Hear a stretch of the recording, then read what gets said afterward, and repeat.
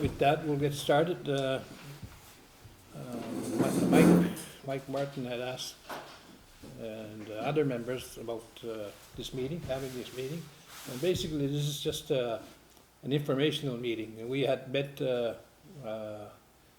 while back, and we had Dr. Kathy here.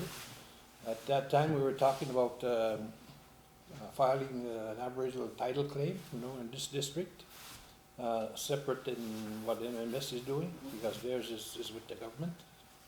Most of the negotiations with the government past through decades. I had informed Kathy that I had communications with a constitutional lawyer from BC, Bruce McIver, and at that time, when we met with the chief, Scott, and Kevin Bixie, the councillor, was here. Scott had made the commitment to pay for the expenses for his lawyer to come down, his constitutional lawyer to come down and give a presentation, not only to chief and council, but to tribal council, and Kathy just informed me, and to the community. But I'll let Dr. Kathy speak about that, because she's the one that organized this event.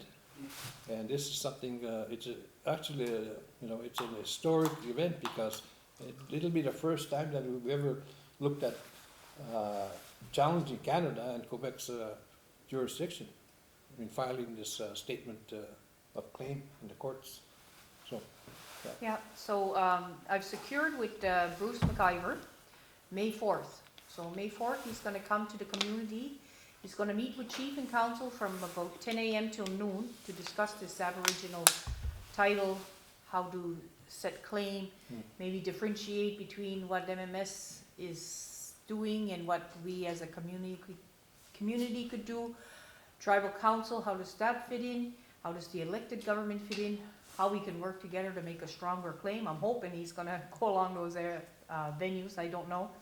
So he's going to meet with Chief and Council at 2 o'clock, I think. We're going to try to get the Tribal Council together so he can meet privately with the Tribal Council, because there's a community supper scheduled for 5 o'clock where he's going to give the presentation to the community. But there's a lot of information that Gary has and a lot of details that may not be well, of course it'll be a benefit to the community, but it's more detailed than a community presentation, because he's just going to give an overview at the community level. But at this level, Gary and we all been working hard to understand the Aboriginal title and how to set claim, and we have years and there's precedence cases and all that. So it's more beneficial for him to meet with the Tribal Council separately. So we're going to arrange that. So it goes along with the file that I took over with the Land Management Act, because as you know, the government wants us to go into a Land Management Act. So I brought a presenter in for that to discuss the pros and cons. I believe some of you were there. It was a very long presentation.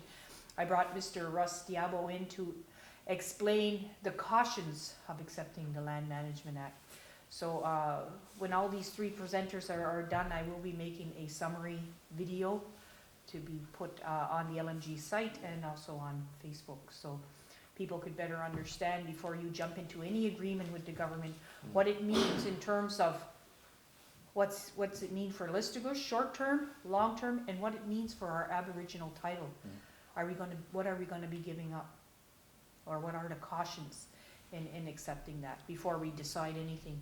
And I think it's important that the general public know, the elected government know, the tribal government know. So this is what is part of Bruce McIver coming in, and so his secretary agreed that he'll be here on May 4th.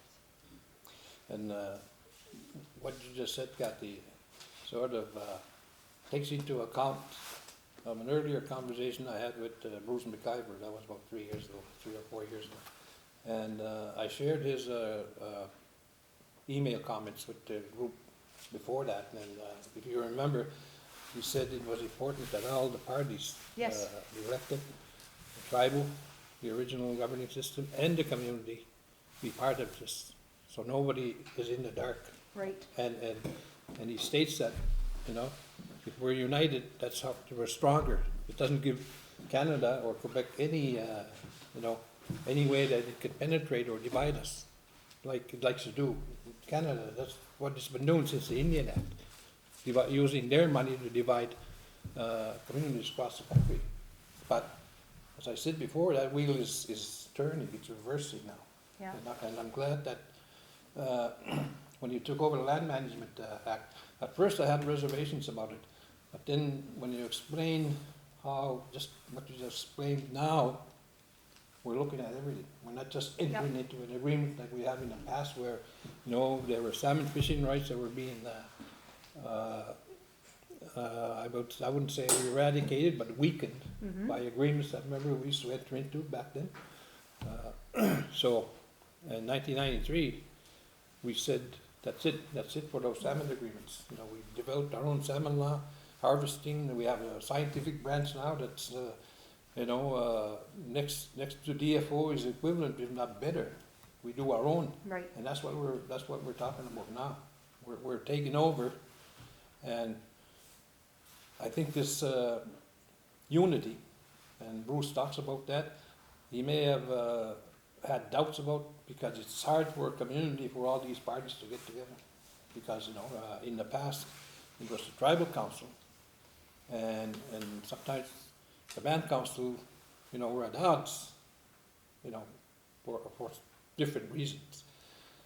But I have to say, as one of the founders of the tribal council back 30-some years ago, you know, I've seen the change. I've seen the change from then till now. You're talking about 30-some years of, especially when in the beginning, when we first formed the tribal council by different families at the old community center. You know, it was their representatives that they wanted within the council. That's how we structured. But of course, you know, at that time we were fighting about salmon rights. That's how it was formed. Because they were selling salmon days, you know, $16,000 a day. If the fishermen didn't fish, but the fishermen were never told about that. It was just a deal between, you know, the electric system and the riparian, the millionaires up the river. But long story short, we started as the community. We said, no, enough is enough. So we had public meetings. We had public meetings for, I think it was 7-8 months, right? Yeah. For the next season, what's going to happen. So in that time, we developed the salmon fishing law. We developed the ranger systems. We sent them off to BC to be trained. And once everything was in place, then we told Quebec, we told provincial game wardens, we told DFO, you're not coming into our zone anymore, we're taking over. And they probably thought that it was going to be a free-for-all back then. Because, oh, now we're in trouble. Riparians were saying they're going to block the rivers and they're going to, you know, take all the salmon, but it wasn't the case. We were acting like a government, a responsible government. And that's why it couldn't penetrate. Now we're doing the same thing with this Aboriginal title claim. Everybody is part of it now. Everything will be out in the open, you know. Any community member that has questions, well, you know, Chief and Council will be there. We'll be there also. Bruce McIver will be there to answer those questions. And that's the thing about persistence. We never gave up, you know, as a tribal council. We never gave up. Because I believe, you know, I always believed in, you can talk about whatever that you want to talk about, certain rights, Aboriginal title rights, sovereignty, and maybe it feels like people don't listen to you. People don't care, but they do. You know, there's a saying, you plant that seed, it might not catch right away, it might not grow right away, but eventually it will. And I think we're seeing that change now. We're seeing it now. It's not, maybe it's not as fast as we would like it to be. Not so much in what we're talking about, but there's other things that we talked about before the elections, but you know, we just keep working on them. You know, commitments were made, you know, by chief and council members that came in. We at least we got this going. To me, that's that parallel, you know, just like an umbrella. But the rest we can handle, you know, in due course. And I'm sure it's going to happen The other one that we were talking about was looking at directorates. You know, what are their weaknesses?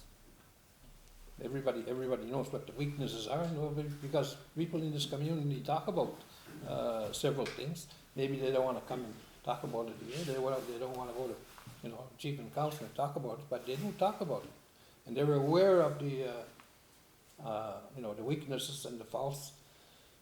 So that's the next thing that we'll be doing, you know, throughout this course of this year and next year. And if we can solve some of those things, great. But at least we have a start. And to me, if we can get this and do this together, this is very, very crucial and critical. And I was telling Kathy, people are waiting in Gespegawagi to come to this meeting. They just want to know when the date is. Yeah, Gespegawagi is part of our district. Ilbir is also part of the district. Gilground, Red Bank, Abino. So it's not just we're talking about every time we sort of have a meeting, like the last meeting that we had when we talk about Aboriginal title within our district, it's Quebec and Gespegawagi. Yeah, no. There's more on the New Brunswick side that I have to say. And if we're including them, you know, we have to be inclusive. We have to include them because they are part of the district. So. How does it fit? Their separate claim, they're suing the province. They are, if I recall, well, Elsibuktu is one that's got an Aboriginal title claim. They are doing the same thing basically, but I think it needs to be pulled together. Yeah. All in one, so that you don't have separate claims. Exactly. Because the Maliseet are also suing them too. They filed Madawaska on the Maliseet. And that's something that will have to be looked at if there's no overlap. And when I say overlap, they've been trying to claim, they've been trying to claim the salmon rivers like the rest of us in the Matapedia, because they're close. Their line, like the line is here, and the rivers go this way, but they're still within our districts. So they're coming over there, for example, in Kidgwick, they're coming in from the New Brunswick side. And fishing salmon, but that's our territory. Even the provincial game works and DFO, they work over there, and they came to us one summer and they said, can't you stop them? I said, well, we don't necessarily just stop anybody, you know, if somebody wants to fish, they come to our government and ask, and if we give them permission, well, then they can, but they just can't go in there and fish all they want and, you know, try to deplete the resource. As long as there's, how would I say, management is respected, it's okay. So, somewhere along the line, when we do file the title, some district title claim, that's going to have to be looked at. The boundary lines were basically what Chief Claude described in 1786 was the boundaries were all the rivers that where the sources where they came from. That means, you know, the end of that river where it comes from. That was our district. So it's going to be interesting. We may have to sit down with the Maliseet sometime. Yeah, that's what I'm thinking. You have to sit down and have a meeting with the Maliseet. Yeah, and I think they'll be responsive to it. Because I've worked with the Maliseets in the past. If they, you know, if they see there's a benefit in doing that rather than fighting, I mean, we have a case. Our historical evidence is Chief Joseph Claude, not Joseph Claude, his father. Yeah, him and his father. His father had told him about the district. Yeah. Now, some of you may also know people from other people from Gespegawagi, Gilground. I was talking to Kathy. She knows somebody over there, and when the time comes, we'll invite them over too. Pabino, I don't know anybody from Pabino, basically. Maybe you do, Dennis. You live there. You invite some people from Pabino? A lot of them there. There's a chief over there too. Who's the chief? Terry Richards? Terry Richard, yeah. Oh, I know him. Instead of having two councils, they got three now. Okay. CJ, What about Nova Scotia? You going that far down, or you? No, basically, well, no, the district ends with Big Cove, right? Okay. Yeah, Big Cove is Signature, which is the sixth. What the Nova Scotians, who are organized similar to the tribal, Mm-hmm. have always looked for us with guidance. As a matter of fact, Sandra and Sylvia, relatives, I, and together with the tribal council, helped them organize their own district, and for the first time, I think, they appointed a woman, Marilyn Lee, as a district chief. And, you know, I had supplied all the historical documents and court cases that we went through when we were Mhm. challenged by Douglas Martin from Gespegawagi. That was in the Supreme Court again, and John G. White, but they lost their case. You know, they tried to say there was no such thing as district governing systems, only the Indian Act and so forth. But the judges dismissed that. They said no. You know, they had their systems long before the Europeans arrived on our shores. So they also will look at what we're doing, because you know they have the same problems over there, DFO and all these other government organizations trying to impose their what I call pretended jurisdiction. But if you challenge them the right way, you know, before we used to do blockades, you know. Mm-hmm. God knows, those were tough. That you know, starting from '81. Yeah. But you can't keep doing those because it's like being like a Hostage. hamster in a wheel. Yeah. Well, there's Yeah. a pattern that Quebec follows, or DFO, right? You set up the blockade, they go to the court, get the court order to bring it down, arrest, and that's what happens. They come in and they charge people. If you're resisting arrest, they like it more because they're charging you on another. Church. Yeah, charge, not on the basis of Aboriginal title or Aboriginal, and that's always been the case. But now, you know, we got wiser. We started using constitutional lawyers back in 92 to 96. If you remember Peter Hutchins and the firm, they did a lot of work for us. And when you do that, it's harder for them to counter because they know they're at their weakest when they try to say, no, we have title to all the districts. They don't. No, based on law, historical law, they don't have. So that's why, you know, what we're doing here now, and that firm that you were talking with, Bruce McIver, it's one of the biggest firms in BC, and they're writing there with treaties, and they don't mince words like reconciliation. That's bullshit, you know.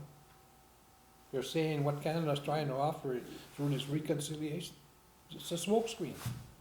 What they want to do is turn us into municipalities. That's all. That's the main objective. And that candidacy, they call it, is due to pass on June. But you know what? We're covered because of the declaration, 7th District Declaration of Sovereignty that we developed and adopted and signed. And I think you signed I it too. signed it. Yeah. So we're covered, because in that Declaration of Sovereignty, it states in there that we're still the original title holders. And we in no way gave consent to anybody to negotiate, you know, Aboriginal title or resources, natural resources to anybody. So no matter what they sign, it'll come a time that we are going to fight and using that declaration. And it's not going to be just a fight in the Canadian courts, it's going to go international. Mm-hmm. And we're going to, the plan will be that we're going to go after, you know, seek out the 221 or so companies that, countries that supported the original 100. When they supported that, remember, that was back in 2007. When they supported that, there was a clause in there that Aboriginal sovereignty will be respected. Mm-hmm. But Canada wouldn't sign that time. In 2007, Canada, United States, Britain, France, because these were all colonizers. They wouldn't sign it. So they said, we'll bring it back to Canada. We're going to rearrange it so that it suits Canadian law, which is what Trudeau did. Yeah. And now they came up with Canberra, their own version, making them look like they're the original title holders and, we're just gonna be underneath everybody. That's what Daibo was saying, basically.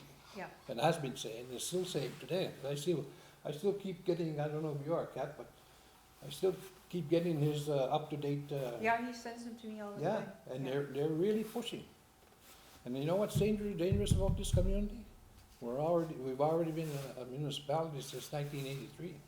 People don't realize that, but I think my uncle Fred Isaac was telling me a little bit about yeah, 1983. I don't know how the hell they did it, but that's why people here can vote over in Cross Point or run in council or run for mayor. I went, That was something that the Quebec government decided. it was a decree, Yeah, but yeah, we never agreed to it. no, So but we they still did imposed not it. And impose it, but because it's never been contested. no, Or it's has never, it? It's never been contested. I wrote a letter, we wrote a letter on behalf of tribal council about, 7 years ago, I'll say. Mhm. And I pointed out that Quebec unilaterally could not do that. It didn't have the historical or legal right to do so, because Quebec in itself was a captured, defeated nation back in 1774, I think. And for them to say, well, we're gonna put you into Cross Point's municipality, which the boundary line starts over there, St. Fidel, it goes right up.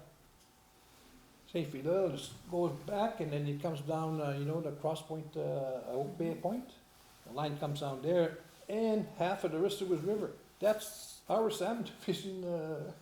Now, I went to the mayor that time. And I was working in, I was in the States that time. We had moved moved my family over there. So I came down for that purpose. I went to meet him, and I said, "How the hell can you justify what Quebec did, putting us into your municipality?" He said, "You know what, Gary?" He said, "This guy used to work for Indian Affairs. He's not the same mayor. He's an older guy." Mhm. He said, "You know and I know that legally Quebec has no legal power authority to do so." He said, "We don't like it." He said, "Because it was election time that time, a month before the election." He said, "Here I am." He said, "I have somebody in this was running for my seat, my mayor's seat." Remember that? Yeah, Calvin ran it. Yeah. He said, "I may lose my job to this, to this person from this to which, because if you, Population. well, the population, if everybody, well, not everybody, even just 50% went over there and voted, you'd outnumber them. And thank God they did though, but it would be like Or you're setting a accepting. precedence, that's right, you're Yeah, accepting and them. and I asked Cal, I told him, the repercussions, don't do this. Well, he said, we can take control. I said, yeah, you can take control, that's about it, but what are you going to do? The consequences of doing that will mean we're accepting municipal status. And he said, okay, so he said, I'm gonna, so, but that in itself has to be dealt with. When I wrote that letter, they never answered, they never said, if I was in the wrong, they would have said, they would have based this, that law and this law, and, but they didn't answer. So I don't know what's gonna happen, maybe after this meeting, Kat, with McIver, Yeah, and that's something that I'm gonna ask, we'll ask, what can we do to counter what, that decree that was made in 1983?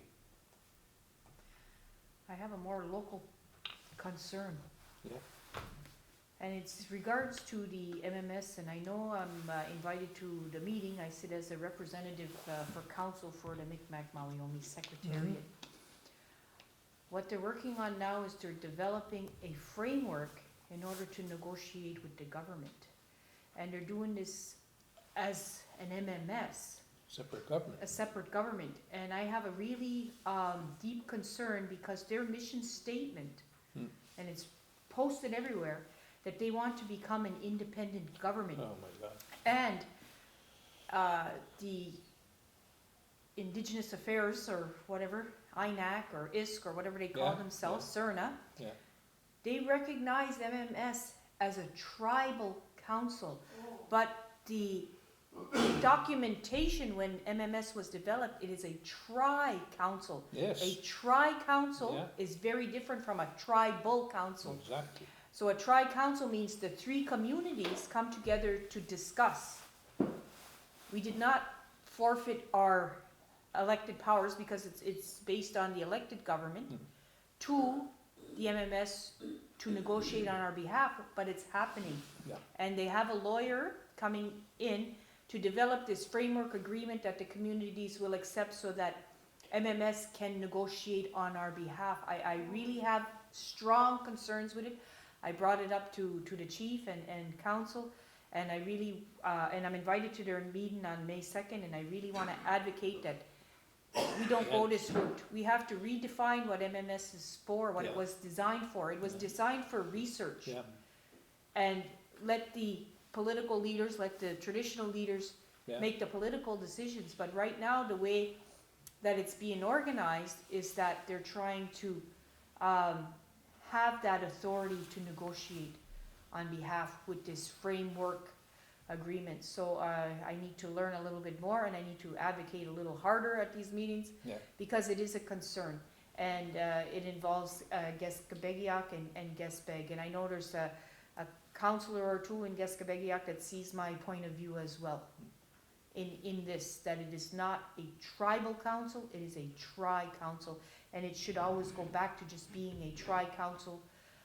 It's a very good resource. They have a lot of resources there. They do a lot of research, but they shouldn't be the decision makers for us. That's my concern, and it's more local. So this is another area of concern that I am looking at, and it kind of relates to land claims and this and that, because it's all based on resources and how to negotiate. And I know there was an incident a couple of years back where they would not negotiate fishing with the elected council. Instead, they wanted to negotiate fishing agreements with Mr. Clem Bernard because he held the title in the MMS directorate as a negotiator. So they said, we're not going to negotiate with your government. We're going to negotiate with Mr. Clem Bernard. And even Mr. Clem Bernard was like, no, that's not what I'm here for. And it was the Indigenous Services Canada that says, well, yes, that's what you're here for. So there was this kerfuffle and whatever. So we removed our file from there, and Gespegawagi removed their fishing file from there. So I think it should be a little bit more structured where we don't have to remove file by file by file, and that we should just really take a look at the mission of MMS, you know. Well, if you go back, originally in 2000, it's clear what their mission was. Their mission was, they were given mandate by the three communities to negotiate, and even back then, it was questionable, the mandate that they were given, because it said that the main mandate was to negotiate with the oil and gas companies back then. And I still have that document, because we used And say, hey, we want to pull out of that agreement, and are they going to be recognized to get their funding as only two reserves? It would be a lot less funding, and I don't think they'd be recognized as tribal. Because right there now, they're creating all kinds of partnerships and everything else, and more business things. Yeah, and it's like I said, and it's based on their vision, and I'm Yeah. not quite sure what their legal mandate is given from the communities. Because when you really think about it, that profit that they made out of the first wind farm, they're still fighting over it. They are. We had scheduled. And now the next phase of the one that's going to be built, they're still saying that it's an equal partnership. I know there was a scheduled meeting for April 18th. They canceled it with the MMBC for revenue sharing, because I know that this community is ready to walk away from the table. Yeah. Because they want this 1/3, 1/3, 1/3, and I spoke with the Chief Scott, and he says, it was never an equal 1/3, 1/3, 1/3 when we started. Listugush put in a lot of money to help start up the windmills. And and if we go by that percentage wise, we should be getting something like 40-some%, Gespegawagi, 30-some, and then Gespeg in the 20s. But Gespeg is the one that wants to really profit from this because their population is smaller, so they want a third, and that leaves us with a big chunk, a big loss. So we were supposed to have this revenue sharing discussion that was scheduled for the 3 communities on April 18th, and it was canceled. It wasn't even postponed, it was canceled, and I'm not quite sure why it was canceled. I know there's an upcoming election in Gespegawagi, and I know that it's a hot topic over there. Talking to a few of my colleagues over there, people are upset. It's been over 10 years, and there's no agreement yet on how we're gonna share this revenue. So what's the sense in going forward with new projects? What's the sense in, if we can't even agree? Can't even deal with the Can't original, even and at the same time, the revenues, the profits are being depleted. Yeah. Because there's a lot of research that's going on, there's a lot of jobs that, you know, people are looking at other investments in this. They are doing some good work, but nothing is coming out of it. So basically, a lot of the profits is going back into funding job creation for a certain number of and it's people. a lot of money. And it is a Annual. lot of money, it's in the millions. It's in So, millions. You know, and then if we go per capita sharing, it's not going to be a lot because our per capita is a lot. We got $4,000, and even when we had the land claims and it was 52 million, we only got 14,000 each. So if we're taking, I don't know, I think it's about 40 million that's sitting there or something. If we divide that and we divide it amongst, first we have to share it, okay? And then if we divide it to Yeah. split, we're talking only about $2,000.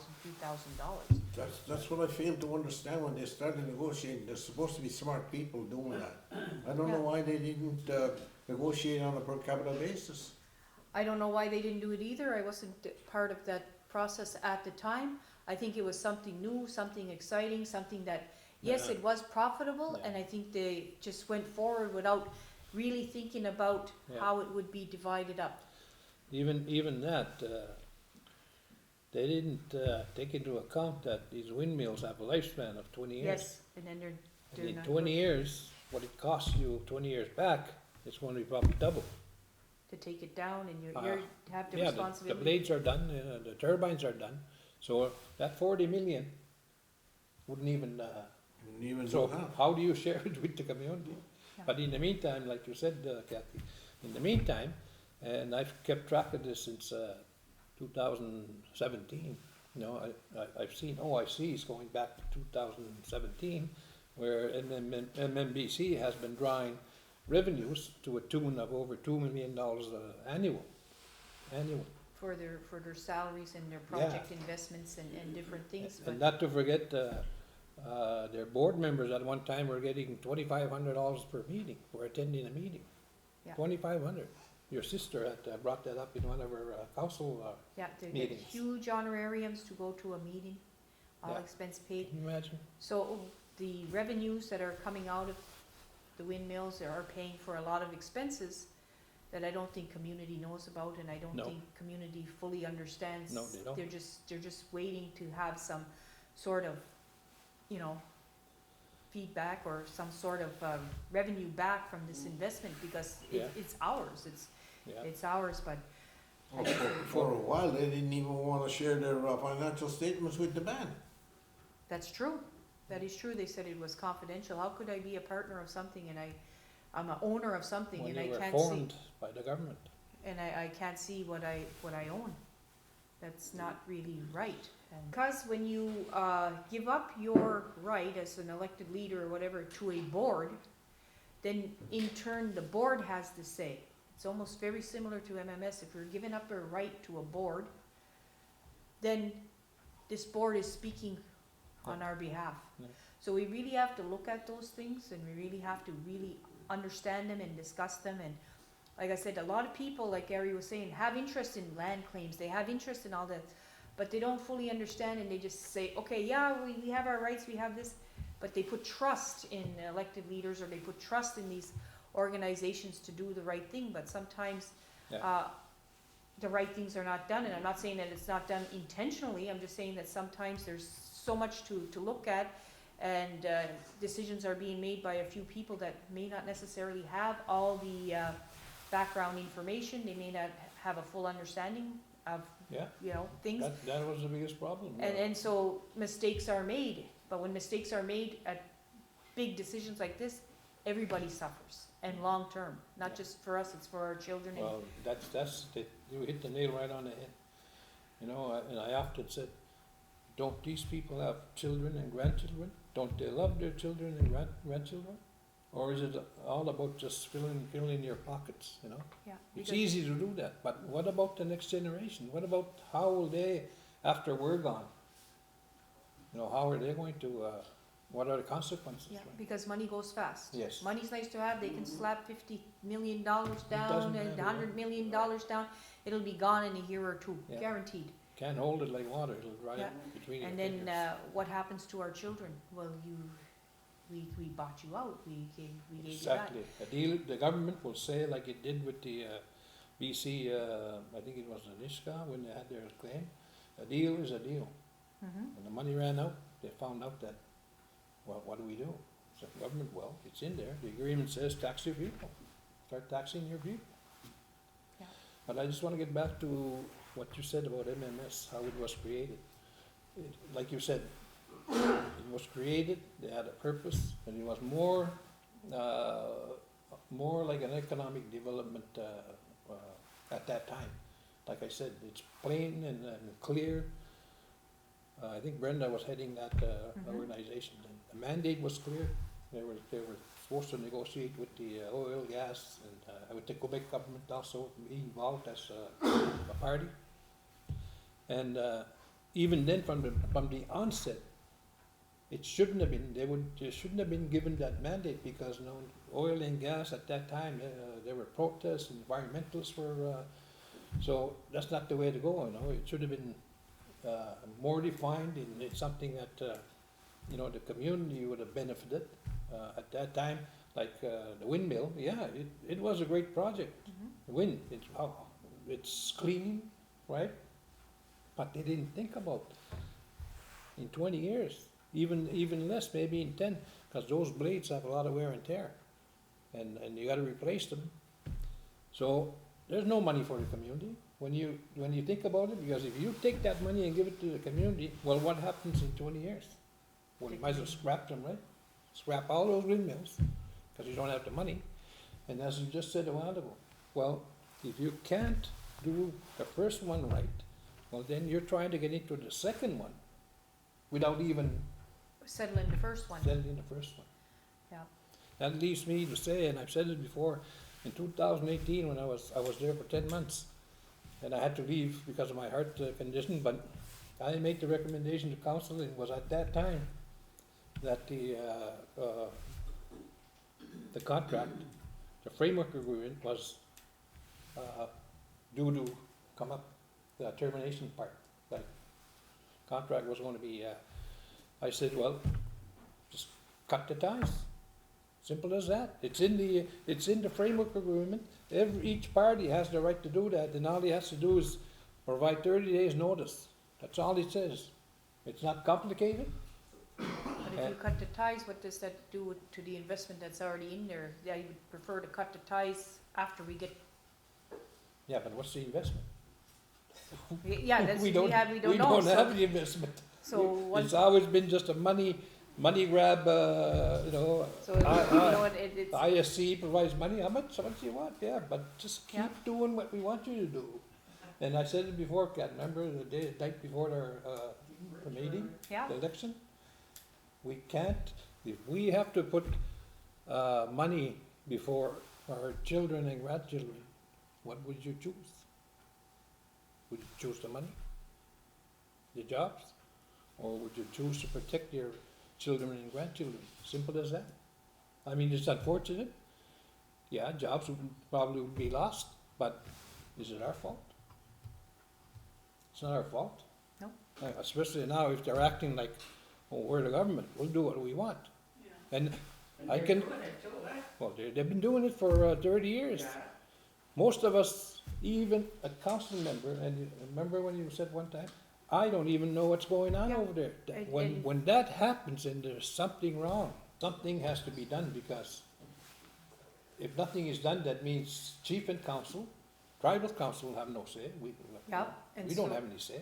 Especially when they're gathering this framework agreement Yeah, to negotiate with the government. If we as a community, even an elected community, sign off on that, Yeah. we're basically saying, we can't negotiate it for our people. No.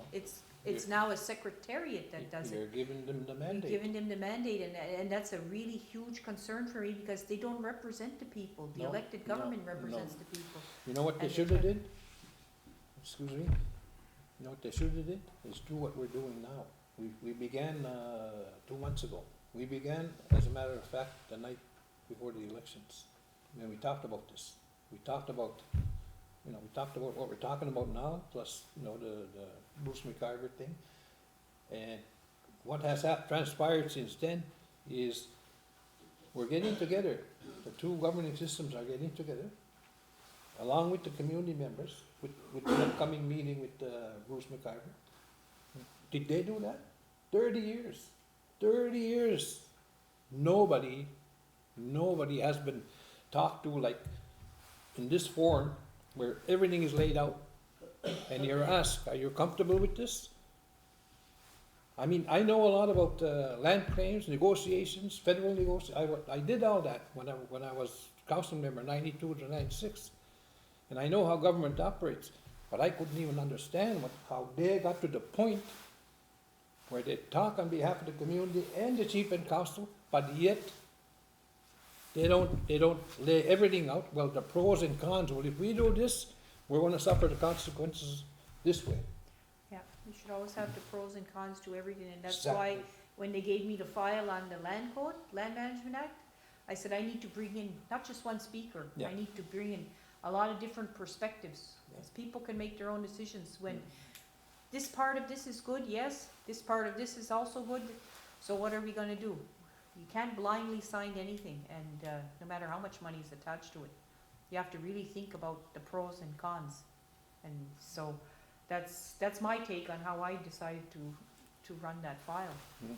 And And that's the way to do it. I just wanted to ask a question, because I know you Yeah. have political experience, and so does Frank. In terms of the MMS and the mandate that was given when it was developed in 2000, can you just, how do you can rescind that as an OIC, can you not? Of course. And you can modify it and change it, correct? Yeah. Yeah, so it's just that simple, right? Well, that's as a government, that's your right. Because we put it there so we can modify it.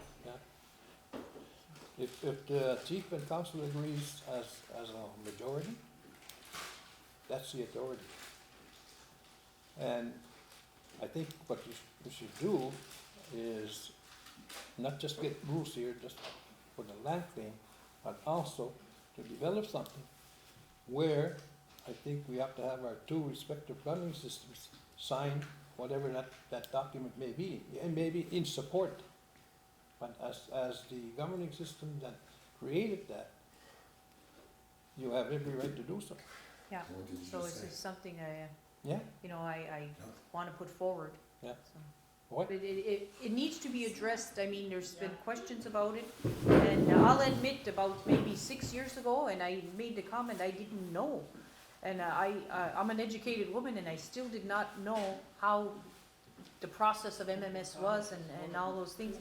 So I believe that not everyone fully understands what's going on at council level and at higher levels, and Well, so it's, because we do have a lot of smart people, but but but like if you're you saying say, they- you gotta they had- start addressing that. You have to address it. That situation that we're facing right now, because if it goes any further, then we, yeah, and it's just, it has to go beyond a discussion, because a lot of times things hit the council table and it becomes a discussion, but there needs to be action taken. yeah. There needs to be action taken, because we can discuss things and agree that this is not right and agree that it should be changed, but you need action. We need to do something to change it. Yeah. You know, Kat, I can recommend something, because I presented motions for changes, Yeah. whatever changes have to be done. And I've written about myself when I was council Mhm. member. One of them was the accountability, which was adopted into an OIC. I think you can do it the same as a council member. Just outlining what has to be done in just exactly what you said, and putting it on the table. I mean, not to take immediate action, drastic action, No? but to begin the process of chief and council taking its responsibility in that wording, as chief and council being the governing body, elected by the people, because you do represent us. We gave you that authority, and put it in that form, and put it on the table. And Yeah. I agree with that, and I agree with that process. I'm not into destruction and No. tearing apart anything on a whim or whatever, but it's just redesigning, reframing Into a research. into a more research that's, Yeah, you gotta rein in the. exactly. You're a research council, you do the That's history, right, the and we writing. rely on them for information. We don't rely on them to No, negotiate no, for no, us. no. So, It yeah. should be like Nova Scotia had a research center called Right. TAR Center. It used to be TAR. In that office, if you want to know any historical document about your territory, that was their job. They have it in the archives, and they'll print it out, and you can take it with you. That should be their role, instead of, this is like the tail wagging the dog here, you know, basically. Yeah, and it's like I said, it really needs to be looked at. I'm not comfortable with their mission statement and their vision No, statement. no. And it's been brought up at council, it's been discussed, but Yeah. like I said, it needs action. It needs to have some sort of, Well, okay, what are we gonna do? yeah, It's a it needs a, formation of how Canada became Canada. You got a group of people who decided to take control of lands that belong to that crown. That's how it is. We're governed. We're gonna set our own governments up, but now we've got your provinces and you got your ministers, prime minister. That's how England had given up their jurisdictions. And yet, we just press. Yeah. and we're running out of time. Like we said, June, this coming June, Trudeau wants to push that, you know, and Yep. if we don't, we're covered, the tribal governing system is covered, and I think the chief and council system has to do something similar, not just talk about it and say, hey, no, because, there's no saying, and because of what we did, the Declaration of Sovereignty, I know of another constitutional lawyer in BC that said, you need to do what the 7th District Mi'kmaq did. You need to write up your declaration, because if you don't, the courts and the government will take that as consent. Yeah. And that's what's gonna happen. And when you bring it to court that time, the judge is gonna say, well, what did you try to do anything about this? And you say no, well, that's your fault. Pure and simple. So we're covered. And that's what I tell other nations, we're covered. Yeah, because there's an assumption, when you're silent, you agree. And you know what, Ken? Chief and council signed that, not chief, but most of the council members signed that too, Yeah. the declaration of our sovereignty that time. We had a meeting, yeah, I just remembered that, we had a meeting. Calvin was a council member, I think, back then. Scotty, Sheila, yeah, most of the majority of council signed. But something similar has to take place, and a leader such as yourself, because you're the only one that's been here talking about this, and your vision is the same as our vision, Pretty much, pretty Yeah. much. pretty much, it Yeah, is. it's for the It's children. for the future, it's for the children. Exactly. Money comes and goes, money is, Yeah. it looks like a big number, but Yeah. it's just a tool. Yeah. And, but land and resources is our sustenance for forever. Yeah. So free to give it up. Can you imagine if they become like an independent organization? There'll be no, nothing for the rest of the community. They're already acting like that. Oh, I mean, that's sorry to say that, but there's nobody that can say it different. Mm. If they bring this upon themselves, where the organization has to be pulled back, and the government takes over, well, it's their fault. It's not the government's fault. It's their fault for not, doing proper community consultation. And the knowledge, traditional knowledge, is not as deep as ourselves being the older generation.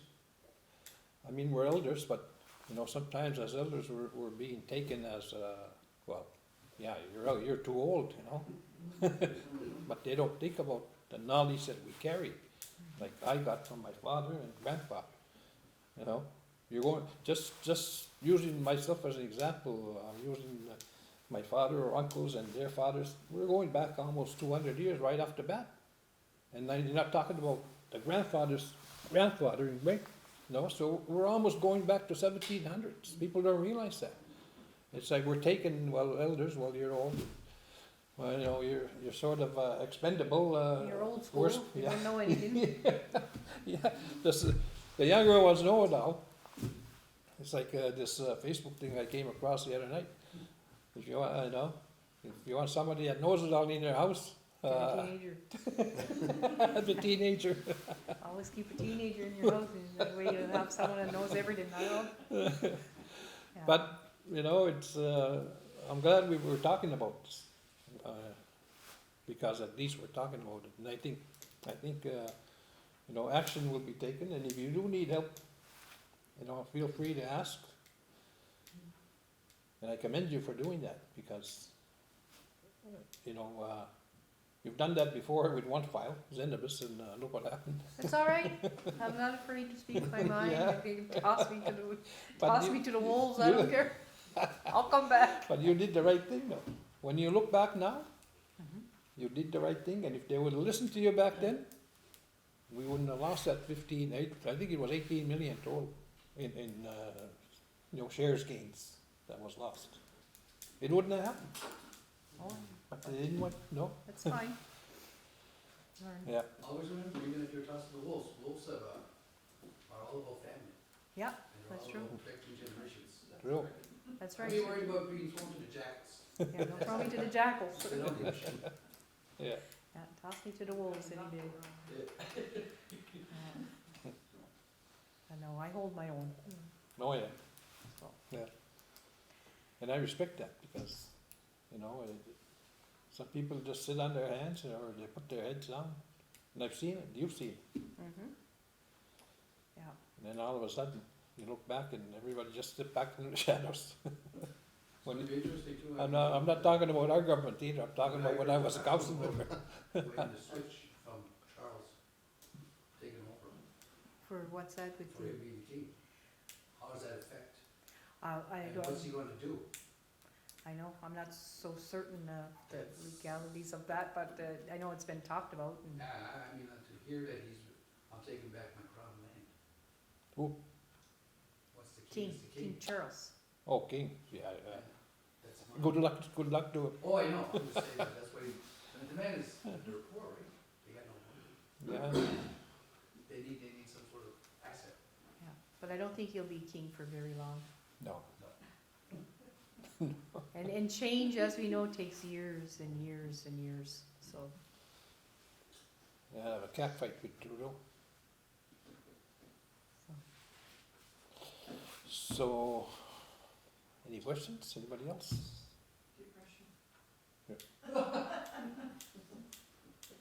I'm depressed. No. I wanted to ask, one of the employees I met at the transfer site was mentioning that they had noted a flatbed at the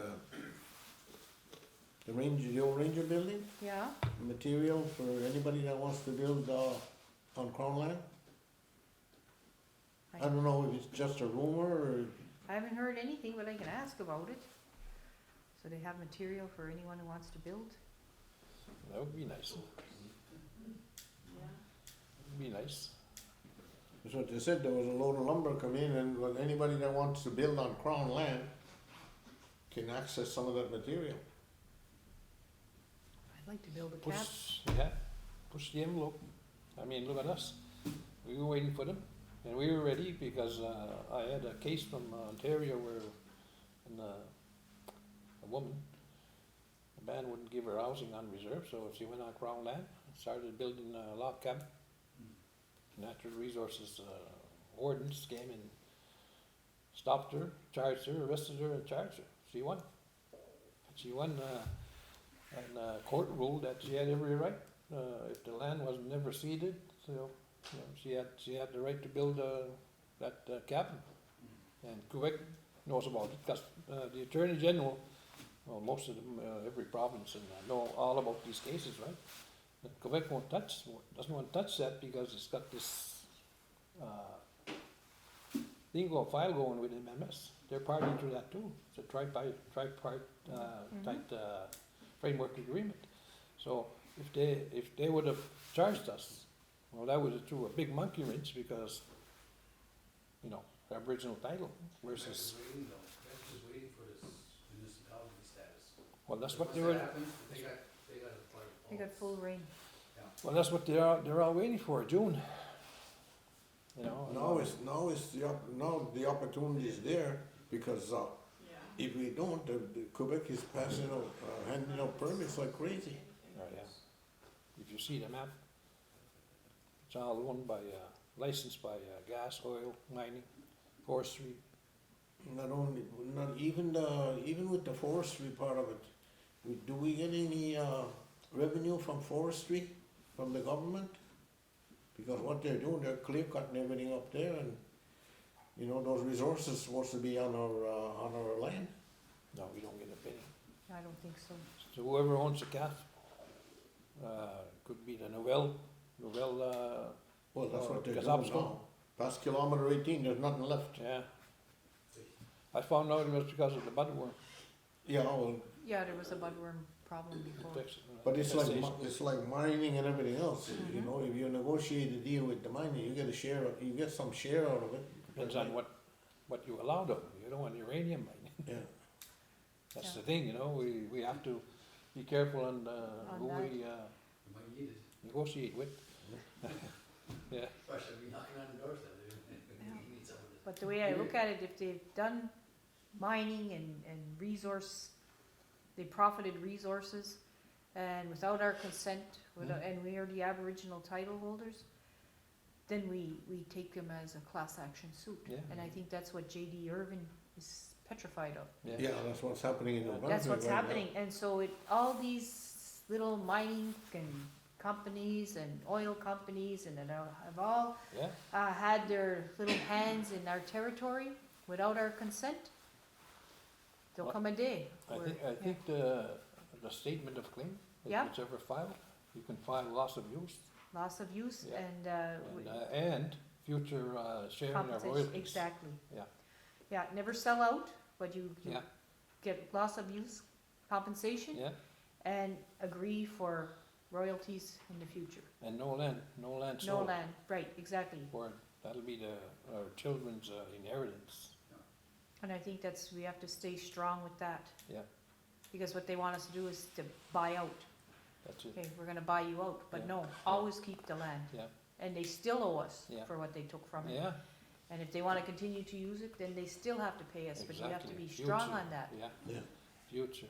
And I think in BC, they are strong on things like that, Yeah. with their modern treaties and Yeah. they make sure that they're compensated for, and they make sure that they're always included in future disbursements, and you wanna use You the follow land, it, it's still you- it's still our land, but you're Yeah. gonna pay us. You frame it as we're willing to coexist, Yeah, but, and that's a win-win situation. yeah, What's happening with the process with MMS is not like that. It's payout, how much? Because, and that's in the framework agreement, because when the time comes, they have stages from the beginning. They're in their final stages. mhm. From there, the final to the Well, beginning. that's why I said action needs to be taken now, Yeah. not just talking about it, Yeah. not just saying, oh Yeah. yeah, we gotta be careful, no, we have to take action right now. Yeah, because we don't know what stages they've agreed to. now they say, well, in the final stage, they're gonna take it, they're gonna sign with Canada, and then they said, well, we're gonna take it to the people. And the danger of taking it to the After people it's signed. with a big amount of money, government will say, oh, what about $1 billion? That's a lot of money. But the danger of that billion will run out. It's gonna run out, Definitely. see? That's the negotiations that are going on now, and like you said, Kat, we don't do anything about it. Like, look at the 65 million that, you know, money was gone. It's gone. It's gonna be a tough one, but there's a way to stop. If we don't stop, it's like here, you keep going, Mhm. but like you said, we have to do something, so that something is going to be a declaration of your intentions, who you are, and whatever that was agreed to. You, as the representative of the band council, us as the representatives of the tribal council, we were never asked, we never gave our consent. These negotiations are all held behind closed doors, and that has to be in that document. And that'll stop it like throwing a monkey wrench into a wheel, right there. But what's gonna happen, Canada can't impose it. They're gonna say, it's done, it's over. And other nations have done that. Yeah. They've jumped out of those, I call them termination and assimilation framework agreements. We have to do the same thing. So with that, you know, I'm sure Cap here is tired. Elders, I think we've had a pretty good Young ones here. Well, they are young ones, because they're Sad everywhere. I left that box for you, Those Sam. two are everywhere, they're young ones. Yeah. Yeah. So we'll adjourn. I just wanted to say this was a productive meeting. It was, you know, topics were interesting, and that's how we go about it.